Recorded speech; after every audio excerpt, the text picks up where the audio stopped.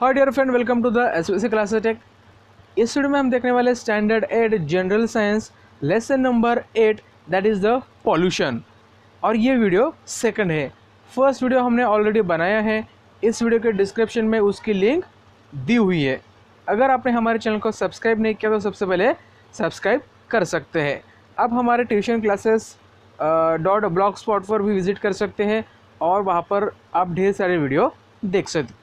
चलिए शुरू करिए। तो दोस्तों, अगर आपने हमारा टेलीग्राम चैनल ज्वाइन नहीं किया तो सबसे पहले टेलीग्राम चैनल ज्वाइन कीजिए। आपको टेलीग्राम चैनल पर जाकर एसवीसी सर्च करना है, उसके बाद आपको ढेर सारे चैनल मिल जाएंगे, उसकी आपके क्लासेस के हिसाब से आप ज्वाइन कर सकते हैं। चलिए शुरू करते हैं। तो पिछले वाले वीडियो में हमने एयर पॉल्यूशन के बारे में जाना था, ठीक है। अभी हमें क्या देखना है, एक हिस्ट्री में थोड़ा सा देखना है, हिस्ट्री में क्या हुआ था, ठीक है। बड़ी बड़ी घटनाएं एयर पॉल्यूशन की वजह से, ठीक है। They had been a thick fog in the London due to the air pollution during the 5th to the 9th December 1955। यानी 1955 में, दिसंबर 1955 में एक बड़ा सा फॉग जमा हो गया था लंदन शहर के ऊपर, ठीक है। और जब हम जो कोल को बर्न करते हैं, ठीक है, उसका जो स्मोक होता है वो भी उसमें मिक्स हो गया था उस फॉग में। और इसके वजह से क्या हो गया था, एकदम डार्क शैडो पूरे लंदन के शहर के ऊपर छाई हुई थी, ठीक है। इसके वजह से लगभग 5 दिन तक ये पूरा एक डार्क शैडो लंदन शहर के ऊपर था, ठीक है। फिर से यही हुआ था 1965 में, दिसंबर 1965 में। उसके बाद बात करें हम इन 1948 में पीटर्सबर्ग में कुछ हुआ था, उसे हम ब्लैक सिटी के नाम से जानते हैं। तब क्या हुआ था, स्मोक जो होता है और जो सूट होता है उसके वजह से एकदम डार्क दिन में एकदम नाइट जैसा हो गया था due to the smoke and soot की वजह से। तो दोस्तों, ये तो सारी चीज़ें हमने देख ली कि हिस्ट्री में क्या क्या बड़ी चीज़ें हुई थी। अब हम बात करने वाले हैं एयर पॉल्यूशन के बारे में। अभी एयर पॉल्यूशन होता है वो कौन कौन से कंपोनेंट होते हैं या फिर कौन कौन से पॉल्यूटेंट होते हैं जिसके वजह से एयर पॉल्यूशन होता है। तो सबसे पहला जो कंपोनेंट्स है वो है सल्फर डाइऑक्साइड, उसे हम SO2 कहते हैं। अभी इसका सोर्स कहाँ है, ये कहाँ से हमें मिलता है। जो फैक्ट्रीज होते हैं, जो मिनरल्स ऑयल होते हैं, ठीक है, उसको हम क्या करते हैं, जलाते हैं। जलाने के बाद हमें सल्फर डाइऑक्साइड मिलता है, ठीक है। अब इसका इफेक्ट क्या होता है, इसका सबसे पहला इफेक्ट होता है इरिटेशन ऑफ द आइज़, यानी आँख में जलन होना, रेस्पिरेटरी ट्रैक में थोड़ा सा हमें दर्द महसूस होना, उसके बाद कफ और डिफ़िकल्टीज इन अ ब्रेथ, ठीक है। जब हम ब्रेथ करते हैं तो थोड़ा सा हमें डिफ़िकल्टी महसूस हो सकती हैं। तो ये सारी चीज़ें सल्फर डाइऑक्साइड की वजह से हो सकती है। उसके बाद है कार्बन मोनोऑक्साइड है। क्या है, कार्बन मोनोऑक्साइड। अभी कार्बन डाइऑक्साइड कहाँ से हमें मिलता है, इसका सोर्स क्या है। तो जो वेहिकुलर और इंडस्ट्रियल स्मोक है वहाँ से ये कार्बन मोनोऑक्साइड रिलीज होता है इस एटमॉस्फेयर में। इसके वजह से क्या होता है, जो हमारे शरीर में जो ब्लड होता है, ब्लड की प्रॉपर्टी क्या होती है कि ब्लड क्या करता है कि हमारे शरीर में जो ऑक्सीजन की ज़रूरत होती है उस ऑक्सीजन को फ्लो करता है, यानी उसको कैरी करता है हमारा ब्लड। अगर एटमॉस्फेयर में अगर कार्बन मोनोऑक्साइड बढ़ गया तो क्या हो जाएगा, तो हमारी जो ब्लड की जो कैपेसिटी है ऑक्सीजन कैरी करने की वो कम हो जाएगी, ठीक है, वो कम हो जाएगी। उसके बाद है थर्ड पॉल्यूटेंट है ऑक्साइड्स ऑफ नाइट्रोजन। क्या है, ऑक्साइड्स ऑफ नाइट्रोजन, यानी नाइट्रोजन की जो भी ऑक्साइड होते हैं वो चीज़ है। अभी ये कहाँ से मिलता है, जो वेहिकुलर जो स्मोक होता है, ठीक है, यानी गाड़ियों से जो धुआं निकलता है वहाँ से जो नाइट्रोजन के ऑक्साइड होते हैं रिलीज होते हैं। अभी इसका इफेक्ट क्या है, इसका इफेक्ट है कि irritation of the respiratory tract and lungs, यानी हमारे जो रेस्पिरेटरी ट्रैक है, ठीक है, वहाँ पर थोड़ा सी जलन हमें महसूस होती है। जो लंग है वहाँ पर भी हमें थोड़ा सा जलन, खांसी, इस तरह की चीज़ें हमें देखने को मिलती है। फोर्थ पॉल्यूटेंट है that is a particulate matter. Particulate का मैटर होता है कि जो धूल होती है, जो बारीक बारीक कण होते हैं वो चीज़ें, ठीक है। अभी ये कहाँ से रिलीज होती है, तो मानो जो वेहिकुलर जो स्मोक होता है या फिर इंडस्ट्रियल जो स्मोक होता है वहाँ से ये सारी चीज़ें रिलीज होती है, ये इसके सोर्स होते हैं। अभी इसका इफेक्ट क्या होता है, रेस्पिरेटरी डिसीज होते हैं, यानी जो हम रेस्पिरेटरी डिसीज होते हैं, ठीक है, जो हम ऑक्सीजन लेते हैं ठीक है, जो हमारे लंग है, ठीक है, जो हमारा रेस्पिरेटरी ट्रैक है, इसके हिसाब से जो डिसीज हमें हो सकते हैं, अस्थमा भी हमें हो सकता है। उसके बाद है डस्ट, 5th नंबर का डस्ट है। डस्ट कहाँ से हमें मिलता है? व्हीकुलर एंड इंडस्ट्रियल स्मोक से। जो व्हीकल होते हैं, जो इंडस्ट्रीज होते हैं, वहाँ से क्या होता है, जो डस्ट होता है वो रिलीज़ किया जाता है। इसके वजह से क्या होता है कि सिलिकोसिस नामक रोग हमें हो सकता है।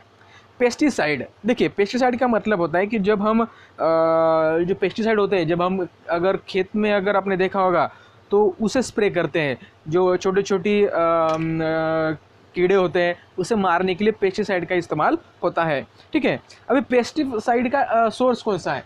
तो आपने देखा होगा कि जब पेस्टिसाइड का प्रोडक्शन करते हैं या फिर हम पेस्टिसाइड का यूज़ करते हैं खेत में, तब क्या होता है,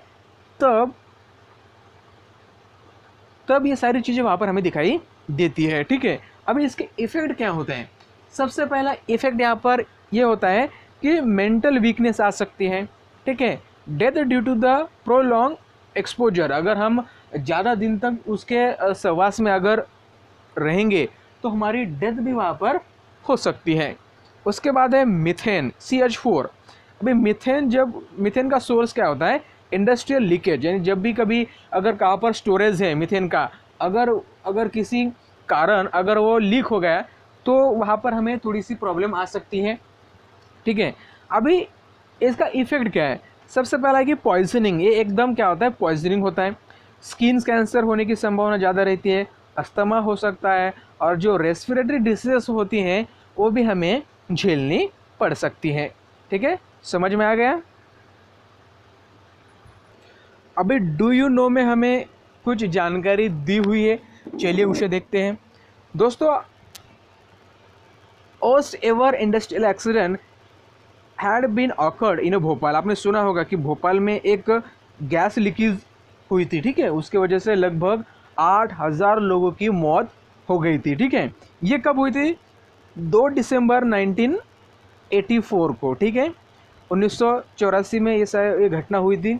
ठीक है, रात में क्या हुआ था कि एक कंपनी थी, उसका नाम था यूनियन कार्बाइड इंडिया लिमिटेड, और उस कंपनी में मिथिल आइसोसाइनाइड गैस का एक भंडार था, और मिथिल आइसोसाइनाइड गैस क्या हुई थी, वहाँ से लीक हुई थी, और इसकी वजह से लगभग 8,000 people had been die.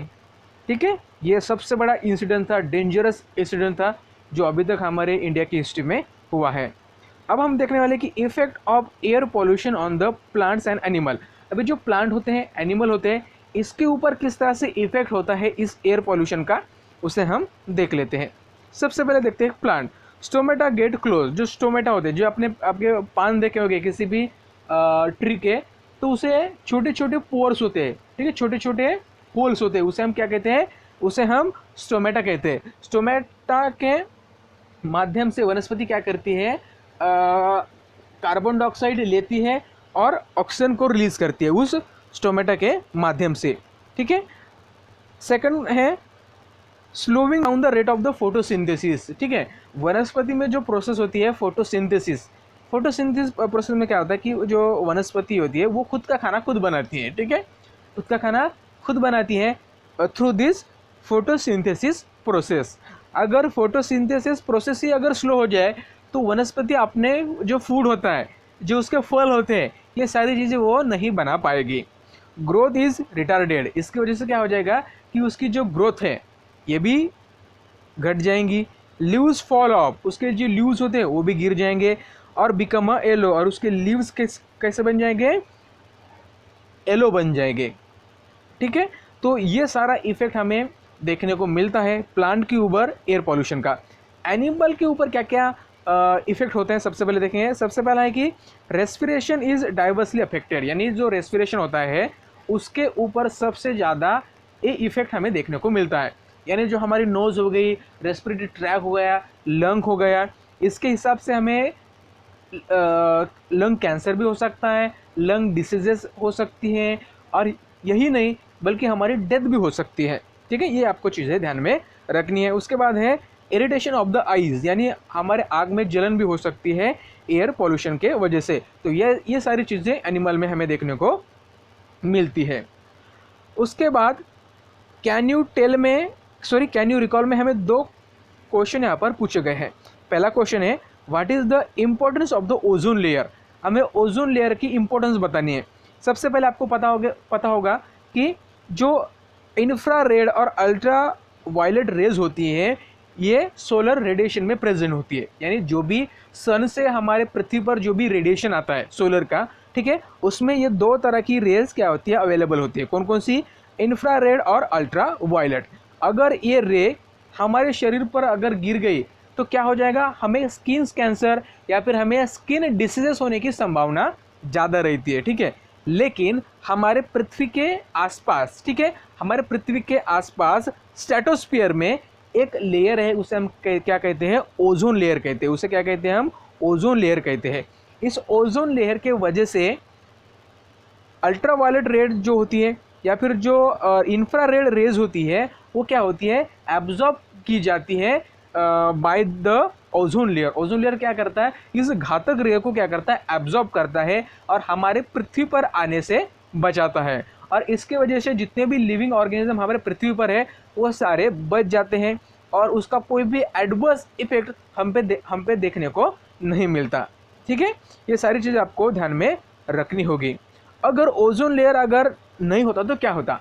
Ozone layer नहीं होता तो जो लिविंग ऑर्गेनिज्म है ये भी नहीं होते, क्योंकि इनको अलग अलग डिसीजेस हो जाते और ये मर जाते, ठीक है। सेकंड क्वेश्चन यहाँ पर हमें पूछा गया है what are the reason for the depletion of the ozone layer. Ozone layer नष्ट होने का कारण क्या है? सबसे पहला है कि chlorofluorocarbons are the air pollutants which are responsible for the destruction of the ozone molecule. जो ओजोन के जो मॉलिक्यूल होते हैं वो क्लोरोफ्लोरोकार्बन से क्या होते हैं, नष्ट होते हैं। आपने देखा होगा जो हमारे घर में जो रेफ्रिजरेटर होते हैं या फिर जो एयर कंडीशनर होते हैं उसमें हम क्या करते हैं, क्लोरोफ्लोरोकार्बन यूज़ करते हैं। और इसके वजह से क्या होता है, जो ओजोन का लेयर होता है वो ख़राब होता है या फिर वो नष्ट होता है। इसलिए हमें जो रेफ्रिजरेटर है या फिर जो एयर कंडीशनर है इसका इस्तेमाल हमें रोकना पड़ेगा अगर हमें इस ओजोन लेयर को बचाना है। ओजोन लेयर को बचाना है मतलब हमें खुद को बचाना है, ठीक है, समझ में आ गया।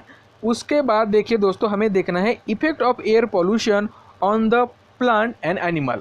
देखिए हमें क्या देखना है, इफेक्ट देखना है किसका, एयर पॉल्यूशन का, किस पर, एनिमल पर और प्लांट पर।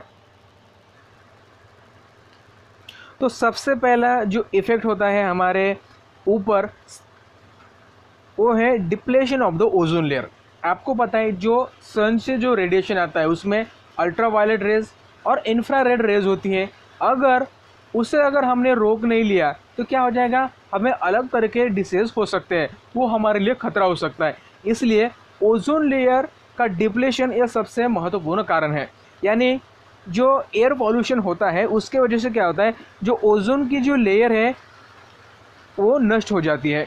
तो ozone layer is present below the stratosphere. जो स्ट्रेटोस्फीयर होता है उसके नीचे ओजोन की एक लेयर होती है, ठीक है, at the height of the 48 kilometre from the earth surface. यानी हमारे पृथ्वी से 48 किलोमीटर, ठीक है, वहाँ पर ये ओजोन लेयर प्रेजेंट है। It protect the living organism from the ultra violet ray. अब ये ओजोन लेयर क्या करती है, जो लिविंग ऑर्गेनिज्म है पृथ्वी पर जो सजीव है उसको बचाती है, किस चीज़ से, अल्ट्रा वायलेट रेज से, ठीक है। ये सारी चीज़ें आपको यहाँ पर ध्यान देनी होगी। उसके बाद है green house effect and global warming. अभी ग्रीन हाउस इफेक्ट और ग्लोबल वार्मिंग का मतलब क्या होता है, आपको पता होगा कि CO2 यानी जो कार्बन डाइऑक्साइड होता है इसकी जो क्वांटिटी है हमारी पृथ्वी पर वो सबसे कम है। CO2 is present very less quantity in the atmosphere. आपको पता होगा कि जो कार्बन डाइऑक्साइड की जो क्वांटिटी है वो सबसे कम है हमारे पृथ्वी पर। It play a very important role in the absorption of the solar heat. सबसे कम कार्बन डाइऑक्साइड है हमारे पृथ्वी पर लेकिन इसका इफेक्ट बहुत घातक हो सकता है। कार्बन डाइऑक्साइड क्या करता है कि जो भी हमारे एटमॉस्फेयर में जो भी हीट है उसे एब्जॉर्ब कर लेता है। इसके वजह से क्या होता है कि जो हमारे पृथ्वी का जो टेम्परेचर है वो बढ़ जाता है, ठीक है। सिर्फ कार्बन डाइऑक्साइड ही टेम्परेचर एब्जॉर्ब नहीं करता, उसके साथ नाइट्रस ऑक्साइड है, मीथेन है, CFC मीन्स क्लोरोफ्लोरोकार्बन है, ये सारी चीज़ें भी क्या करती है, हीट को एब्जॉर्ब कर लेती है। और इसकी वजह से क्या होता है, जो हमारे पृथ्वी का जो टेम्परेचर होता है वो बढ़ जाता है। पृथ्वी का टेम्परेचर बढ़ने से जो ग्लेशियर है, हिमालय पर्वत है, जो बर्फ़ के बड़े बड़े पहाड़ होते हैं वो मेल्ट होना शुरू कर देते हैं।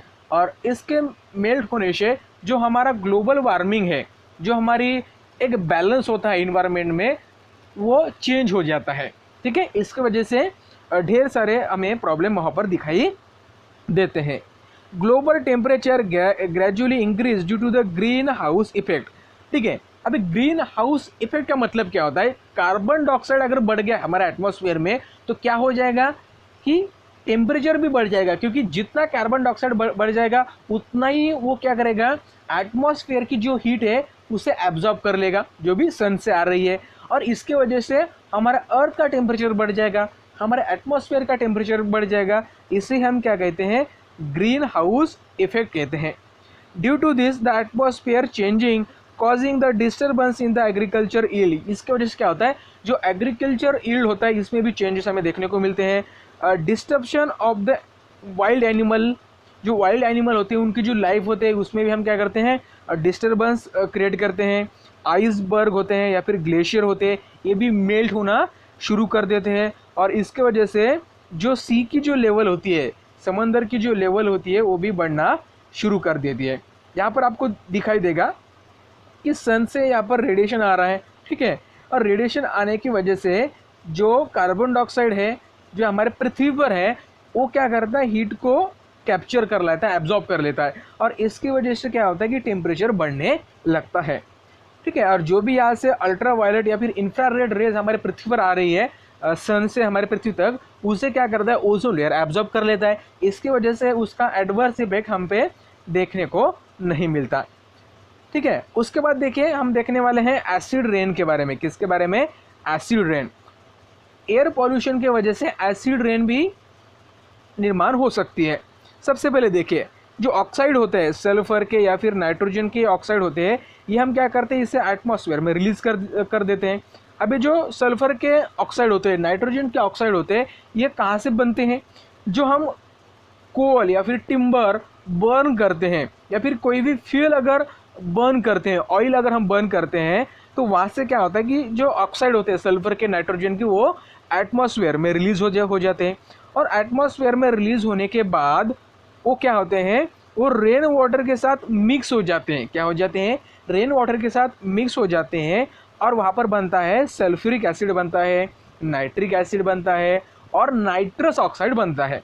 और ये एसिड बनने के बाद ये रेन ड्रॉप के साथ, यानी जब बारिश होती है उस बारिश के साथ हमारे पृथ्वी पर आना शुरू होता है। और इसकी वजह से क्या होता है कि एक अलग सी एकदम क्या कह सकते हो उसे, एकदम अलग सा इन्वायरमेंट बन जाता है।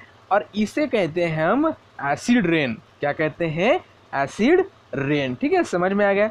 अभी इस एसिड रेन के इफेक्ट क्या हैं, इसके परिणाम क्या होने वाले।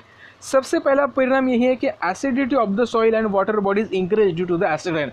जो एसिडिटी होती है, ठीक है, जो एसिडिटी होती है सॉइल की या फिर लिक्विड की, किसी भी वाटर बॉडीज़ की, वो चेंज हो जाती है। और इसके वजह से क्या होता है कि सॉइल पूरी तरह से ख़राब हो जाती है।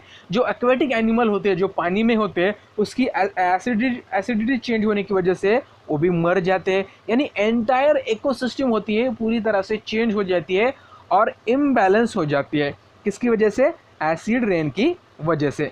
इरोजन ऑफ द बिल्डिंग, जो बड़े बड़े बिल्डिंग होते हैं, बड़े बड़े प्लांट होते हैं, ये क्या होते हैं, इरोजन होते हैं, करोड़ होते हैं, उसे पूरी तरह से काले पड़ जाते हैं। ठीक है, bust, historical monument, bridge, metal idols, wire fence etcetera occur due to the acid rain. तो इसके वजह से क्या होता है, जो भी मेटल की चीज़ें बने हुए हैं, ठीक है, मेटल की, वो सारी चीज़ें काली पड़ने लगती है और ख़राब होने लगती है इस एसिड रेन की वजह से। Heavy metal like mercury and cadmium are absorb by the plants and thereby entire food chain indirectly due to the acid rain। अभी क्या होता है कि जब एसिड रेन होती है उसमें अलग अलग घटक होते हैं। जब वो प्लांट के ऊपर पड़ते हैं, जब किसी सॉइल के ऊपर पड़ते हैं तो क्या होता है, जब प्लांट होता है वो प्लांट क्या करता है, उसे एब्जॉर्ब कर लेता है और इसकी वजह से जो भी उसकी इंटरनल प्रोसेस होती है, सिंथेसिस की हो गई या फिर कोई और हो गई, ये पूरी तरह से क्या होती है, अफेक्ट होती है इस एसिड रेन की वजह से। Due to the acidification of the water in the water bodies and pipes, leaching of the metal and plastic material occur in the water and thereby serious health problem arise। और इसके वजह से क्या होता है कि अलग अलग प्रॉब्लम होने लगती है, जो मेटल ख़राब होता है, ठीक है, वाटर बॉडीज़ में वो एसिडिक बन जाता है, इसकी वजह से जो हेल्थ रिलेटेड प्रॉब्लम होती है वो वहाँ पर कॉज होती है। यहाँ पर आप देख सकते हैं जो इंडस्ट्रीज़ है, उस इंडस्ट्रीज से देखिए किस तरह से गैसेस वहाँ पर बाहर निकल रही है। ये गैसेस क्या होते हैं, जब किसी बादल के साथ, बादल में आपको पता है क्या होता है, वेपर होता है और उस वेपर के साथ मिक्स होते हैं। वेपर के साथ मिक्स होने के बाद कुछ समय बाद उसे एक ड्रॉप में कन्वर्ट होता है और वो सारे जो कंपोनेंट होते हैं, सारे गैसेस होते हैं, वो उस वाटर के साथ मिक्स होकर नीचे गिरने लगते हैं। उसे हम क्या कहते हैं, एसिड रेन। उसकी वजह से जो प्लांट होते हैं, एनिमल होते हैं, जो वाटर बॉडीज़ होती है, ये सारी चीज़ें उससे क्या होती है, अफेक्ट हो जाती है। ठीक है, समझ में आ गया। चलिए अभी prevent to measure the air pollution. अब हम इस एयर पोल्यूशन को प्रिवेंट करने के लिए यानी रोकने के लिए क्या कर सकते हैं। सबसे पहला है smoke emerging from the factories contain the harmful particles, hence the pollution controlling machinery should be use, for example arrester और फिल्टर। जो भी इंडस्ट्रीज है वहाँ से जो स्मोक बाहर निकलता है उनके चिमनी से या फिर किसी उसे क्या स्टैक कहते हैं, उस स्टैक से, तो वहाँ पर हम क्या कर सकते हैं, अरेस्टर या फिर फिल्टर लगा सकते हैं। ठीक है, उसकी वजह से क्या हो जाएगा कि पॉल्यूशन को थोड़ा सा हम कंट्रोल कर सकते हैं। Proper disposal of the stinking waste generated in the cities. देखिए सबसे पहला है कि जो स्टिंकिंग वेस्ट होता है, ठीक है, जो डिस्पोजल होता है, सबसे पहले अगर कचरा है तो उसको क्या करना होगा, हमें सही तरीके से उसको हमें डिस्पोजल करना होगा। क्या करना होगा, डिस्पोजल, यानी सही तरीके से उसे हमें क्या करना होगा, उसकी विल्हेवाट लगानी होगी, मराठी में उसे कहते हैं ना। ठीक है, ये सारी चीज़ें आपको यहाँ पर ध्यान में रखनी होगी। थर्ड है control on atomic test, chemical weapons extra. जो एटॉमिक टेस्ट होते हैं या फिर जो केमिकल वेपन्स होते हैं, इसके ऊपर भी हमें कंट्रोल करना होगा। अगर केमिकल वेपन्स अगर कहीं पर चला दिया तो इसकी वजह से भी क्या हो सकता है, एक एयर पॉल्यूशन क्रिएट हो सकता है। कंट्रोल और ban over a CFC production. तो CFC मतलब जो भी क्लोरोफ्लोरोकार्बन होता है, जो हम रेफ्रिजरेटर में या फिर एयर कंडीशन में यूज़ करते हैं, उसके जो प्रोडक्शन होता है उसके ऊपर हमें क्या करना चाहिए, कंट्रोल करना चाहिए, या फिर उसको हमें क्या करना चाहिए, कोई अलग सा एक प्रोडक्ट हमें ढूंढना चाहिए कि हम क्या कर सकते हैं, इस जगह यूज़ कर सकते हैं, उससे पॉल्यूशन नहीं होगा। उसके बाद देखिए एयर क्वालिटी इंडेक्स क्या होता है। आपने देखा होगा कि बड़ी बड़ी सिटी होती है, ठीक है, बड़ी बड़ी सिटी में चौराहे पर आपको देखना होगा कि बड़े बड़े LCD लगे होते हैं। वहाँ पर आप देख सकते हैं कि शहर का टेम्परेचर कितना है, एयर क्वालिटी किस तरह से है, ठीक है, ये सारी चीज़ वहाँ पर हमें दिखाई देती है। उसे हम क्या कहते हैं, एयर क्वालिटी इंडेक्स उसे हम कहते हैं। ठीक है, it is important for the citizen to know the extent of the air pollution in the city, so as the define the air quality index, proportion of the sulphur देखिए जो sulphur dioxide होता है, जो carbon monoxide होता है, जो nitrogen oxide होता है, ठीक है, जो अलग अलग पॉल्यूटेंट है, ठीक है, ये सारी चीज़ें इस एयर में कितनी है, ठीक है, इस एयर में कितनी है, ओजोन कितना है, पर्टिकुलेट मैटर कितना है, ये सारी चीज़ें हम क्या करते हैं, डे बाय डे इसको मेजर करते हैं और उसे हम बोर्ड पे क्या करते हैं, इंडिकेट करते हैं। उसकी वजह से हमारे शहर का एटमॉस्फेयर कैसा है ये हमें इस एयर क्वालिटी इंडेक्स से पता चलता है। Air pollutants with the sulphur cause colour changes in the paints, oil painting, nylon, cotton, fabrics, leather articles and paper. देखिए अगर एयर पॉल्यूशन है, ठीक है, एयर पॉल्यूशन है, अगर सल्फर अगर है, ठीक है, तो सल्फ़र की वजह से क्या होता है, जो पेंटिंग होते हैं, जो नायलॉन होते हैं, जो कॉटन होते हैं, इसका कलर चेंज हो जाता है और इसकी वजह से क्या होता है कि वो वीक बन जाती है। ठीक है, ये सारी चीज़ हमें यहाँ पर ध्यान में रखनी होगी। तो यहाँ पर अभी हमें एक पॉइंट दिया हुआ है वाटर पॉल्यूशन, यानी जो पानी प्रदूषण का एक समस्या है उसके बारे में यहाँ पर हमें थोड़ा सा डिस्कस करना है।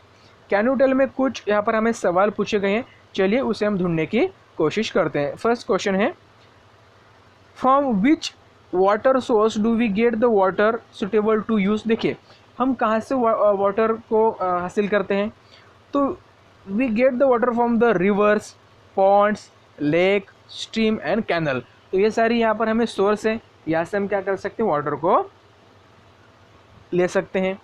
सेकंड क्वेश्चन है, for which different purpose do we get the water. अभी किस पर्पज़ के लिए हम वाटर लेते हैं। सबसे पहला है we need the water for the drinking purpose, हमें वाटर ड्रिंक करने के लिए चाहिए, कुकिंग के लिए चाहिए, ठीक है। It is also necessary for the cleaning, farming, और ढेर सारे हमें ऐसे पर्पज़ हैं कि इसके लिए हमें पानी की ज़रूरत होती है, ठीक है, समझ में आ गया। थर्ड क्वेश्चन है, how much percentage of the earth area is occupy the water.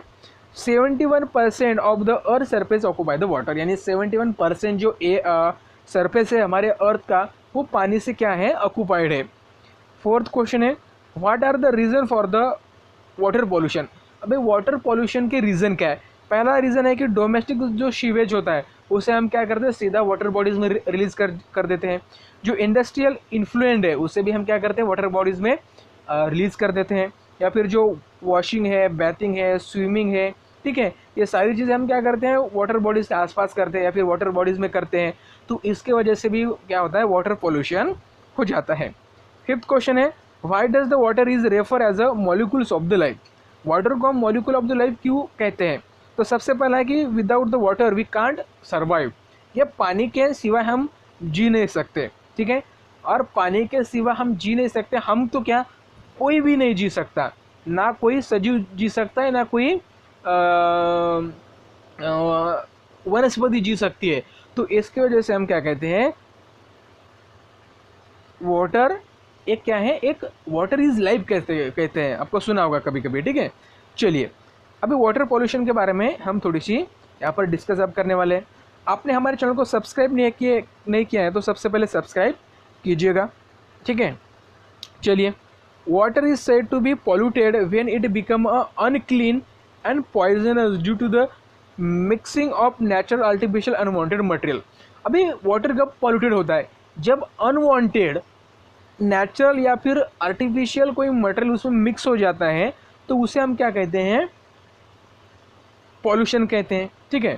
When it become harmful to the living organism due to the decrease the oxygen content when the epidemic disease are spread through the water. देखिए जब भी कोई अगर artificial या फिर natural कोई अगर पॉल्यूटन है, अगर वो पानी में मिक्स हो जाता है और उसकी वजह से पानी में जो ऑक्सीजन का जो कंटेंट है अगर वो कम हो जाता है, ठीक है, पानी में जो ऑक्सीजन का कंटेंट है अगर वो कम हो जाता है, उसे हम क्या कहते हैं, वाटर पॉल्यूशन कहते हैं। क्या कहते हैं, वाटर पॉल्यूशन।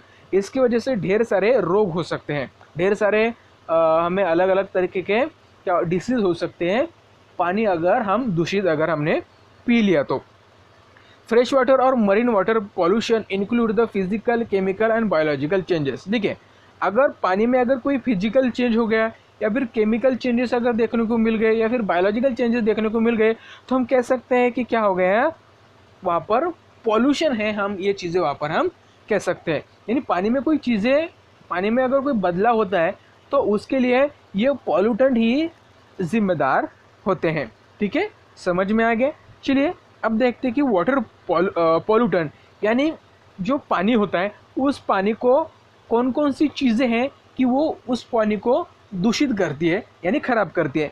सबसे पहला है कि बायोलॉजिकल पॉल्यूटेंट। अभी बायोलॉजिकल पॉल्यूटेंट क्या होता है, water does not remain the portable due to the algae, bacteria, viruses, parasite et cetera. जो भी वायरसेस होते हैं, बैक्टीरिया होते हैं, ठीक है, जो अलगी होती हैं, ये पानी में मिक्स हो जाती हैं और इसके वजह से क्या होता है, हम वो पानी पी नहीं सकते। अगर पी लिया तो हमें अलग तरीके के डिसीज हो सकते हैं। इस तरीके के सब्सटेंस को या फिर इस तरीके के पॉल्यूटेंट को हम क्या कहते हैं, बायोलॉजिकल पॉल्यूटेंट, ठीक है, इससे क्या कहते हैं हम, बायोलॉजिकल पॉल्यूटेंट। इसमें बैक्टीरिया आता है, वायरसेस आती हैं। उसके बाद है इनऑर्गेनिक पॉल्यूटेंट्स। इनऑर्गेनिक पॉल्यूटेंट में क्या होता है, जो suspended particle like a fine sand, ठीक है, बारीक बारीक टुकड़े होते हैं सैंड के, डस्ट होती है, सॉइल होती है, ठीक है, प्रेसिपिटेट होता है of the salt, compound of the arsenic, cadmium, lead, mercury and the traces of the radioactive metal. ठीक है, ये सारी चीज़ें हमें अगर उस पानी में अगर दिखाई देती है, ठीक है, कैडमियम होता है, मर्क्यूरी होती है, आर्सेनिक होता है, डस्ट होता है, सॉइल होती है, फाइन सैंड होता है, ये सारी क्या है, इनऑर्गेनिक पॉल्यूटन है, ये पानी को क्या करते हैं, दूषित करते हैं। सी है ऑर्गेनिक पॉल्यूटन क्या होता है, तो विडिसाइड होता है, इंसेक्टिसाइड होता है, फर्टिलाइज़र होता है, सीवेज होता है, इंडस्ट्रियल इन्फ्लुएंस होता है, एक्सेट्रा। तो ये सारी चीज़ें क्या होती है, ऑर्गेनिक पॉल्यूटन होती है। ठीक है, उसमें इंसेक्टिसाइड आ गया, फर्टिलाइज़र आ गया, सीवेज आ गया, तो ये सारी चीज़ें क्या करती है, उस पानी को ख़राब करती है, और इसे हम क्या कहते हैं, ऑर्गेनिक पॉल्यूटन कहते हैं। तो दोस्तों यहाँ पर आप देख सकते हैं reason for the water pollution. अभी वाटर पॉल्यूशन के रीज़न क्या है, पहला रीज़न आप देख सकते हैं कुछ नेचुरल रीज़न होते हैं, यानी कुछ नेचुरल रीज़न होते हैं, कुछ प्राकृतिक रीज़न होते हैं, उसके वजह से वाटर पॉल्यूशन होता है, कुछ मैन मेड रीज़न होते हैं। अभी हम देखने वाले हैं कि नेचुरल रीज़न कौन कौन से होते हैं। पहला है एक्वेटिक वीड्स। ठीक है, एक्वेटिक वीड्स मतलब जो पौधे होते हैं पानी में होते हैं, इसके वजह से वाटर पॉल्यूशन होता है। Depletion in the O2 level, यानी वाटर में जो ऑक्सीजन होता है वो कम होता है। उसके बाद changing the natural qualities of the water, इसकी वजह से जो वाटर की क्वालिटीज़ होती है वो भी चेंज होती है। उसके बाद है डिकम्पोजिंग ऑफ द मैटर, यानी जो भी एनिमल होते हैं, जो प्लांट होते हैं, ये सड़कर पानी में मिक्स होते हैं। ठीक है, अगर आपने देखा होगा कि कोई एनिमल है वो सड़ गया और पानी में गिर गया, ठीक है, सड़ गया, और अगर ठीक है, सड़ने के बाद वो आपको पता है कि पूरी तरह से सड़ने के बाद वो मिक्स हो जाता है पानी में, किसी सॉइल में, तो इसकी वजह से भी क्या होता है, जो वाटर होता है, वाटर पोल्यूशन होता है। मड या फिर स्लग, इसके वजह से भी क्या होता है, वाटर पोल्यूशन होता है। उसके बाद है सॉइल इरोजन। सॉइल इरोजन का मतलब क्या होता है, तो many biotic and abiotic factor are added to the water due to the soil erosion. अबे सॉइल इरोजन का मतलब क्या होता है कि जो बायोटिक और अबायोटिक जो कंपाउंड होते हैं वो सॉइल में मिक्स हो जाते हैं, ठीक है, किसी रीजन से, और इसकी वजह से जो सॉइल होती है उसकी जो फर्टिलिटी है वो ख़राब हो जाती है। फर्टिलिटी ख़राब होना मतलब क्या हो जाना, सॉइल इरोजन। ठीक है, ये ध्यान में रखना। Microbes like a fungi and bacteria, अगर पानी में माइक्रोब्स या फिर फंगी अगर मिक्स हो गया, बैक्टीरिया मिक्स हो गया, तो इसके वजह से भी क्या होता है, इसके वजह से भी वाटर पॉल्यूशन होता है। एक नेचुरल रीज़न है। उसके बाद है अलगी। अलगी अगर पानी में अगर उसकी ग्रोथ हो गई अलगी की, ठीक है, तो इसकी वजह से भी हमें वाटर पॉल्यूशन देखने को मिलता है। ठीक है, नेमेटोड्स का मतलब क्या था, soil nematodes flow in the with the rain water. ठीक है, जो रेन वाटर की वजह से जो नेमेटोड्स जो फ्लो होता है, ठीक है, उसकी वजह से भी हमें वाटर पॉल्यूशन देखने को मिलता है। अब हमें देखना है कि मैन मेड रीज़न क्या होता है। डोमेस्टिक सीवेज, यानी जो हमारे घर का कचरा होता है, जो गंदगी होती है, अगर उसे पानी में हमने छोड़ दिया तो इसकी वजह से भी क्या होता है, वाटर पॉल्यूशन होता है, एक मैन मेड रीज़न है। उसके बाद है इंडस्ट्रियल इन्फ्लुएंट। ठीक है, वेरियस पिगमेंट्स होते हैं, ब्लीचिंग केमिकल्स होते हैं, उसके बाद लेदर स्पीसीज होते हैं, फाइबर होता है, मर्क्यूरी होता है, लीड होता है, ये सारी चीज़ें अगर पानी में छोड़ दिए जाए तो इसकी वजह से भी वाटर पॉल्यूशन हो जाता है। ऑयल स्पिलेज, अगर कहीं पर ऑयल स्पिलेज हो जाता है वाटर में, यानी कहीं पर ऑयल वगैरह अगर गिर जाए पानी में, ठीक है, कोई एक्सीडेंट हो जाए किसी शिप का, तो इसकी वजह से भी वाटर पॉल्यूशन हमें देखने को मिलता है। यूज़ ऑफ द फर्टिलाइज़र यानी पेस्टिसाइड, हमने देखा होगा कि जब हम खेती करते हैं तो फर्टिलाइज़र का यूज़ करते हैं, पेस्टिसाइड का यूज़ करते हैं, और इसके वजह से भी वाटर पॉल्यूशन हो सकता है। अदर रीज़न दिया है disposal of the human waste, washing clothes, decomposing of the hemp and flax in the water, disposal of the ash, flora offering god, water from the thermal power plant, यानी जो water from thermal power plant, water from the thermal power plant है, या फिर हमारा जो wastage होता है घर का, या फिर जो ह्यूमन वेस्ट है, ये सारी चीज़ें अगर हम पानी में छोड़ दें तो इसकी वजह से भी वहाँ पे हमें वाटर पॉल्यूशन देखने को मिल सकता है। इफेक्ट ऑफ वाटर पॉल्यूशन, अभी वाटर पॉल्यूशन अगर हो गया तो इसका इफेक्ट क्या होगा हम पे। सबसे पहले है कि इफेक्ट ऑन ह्यूमन बींग, सबसे पहला इफेक्ट किस पर होगा, ह्यूमन बींग्स पे होगा। Disease like hepatitis, typhoid, disease of the skin and alimentary canals. देखिए अलग अलग डिसीज हमें हो सकती है, हमें हेपेटाइटिस हो सकता है, टाइफाइड हो सकता है, या फिर स्किन के डिसीज हमें हो सकते हैं, एलिमेंट्री कैनल के हमें डिसीज हो सकते हैं, ठीक है, किडनी का प्रॉब्लम आ सकता है, ठीक है, ब्रेन में कुछ हमें ब्रेन के डिसीज भी हो सकते हैं, ठीक है, हाइपरटेंशन आ सकता है, ठीक है, डिफॉर्मिलिटीज़ इन द बोन्स, बोन हमारे ख़राब हो सकते हैं। तो ये सारी चीज़ें हम पे देखने को मिलती है अगर हमने किसी दूषित पानी को या फिर किसी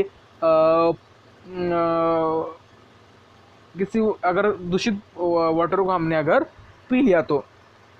इफेक्ट ऑन द इकोसिस्टम, जो इकोसिस्टम होती है यानी आजू बाजू का जो परिसर होता है हमारे, ठीक है, जो नेचुरल इन्वायरमेंट होता है, ठीक है, जो रिटार्डेड प्लांट ग्रोथ यानी जो प्लांट की ग्रोथ होती है वो रुक जाती है।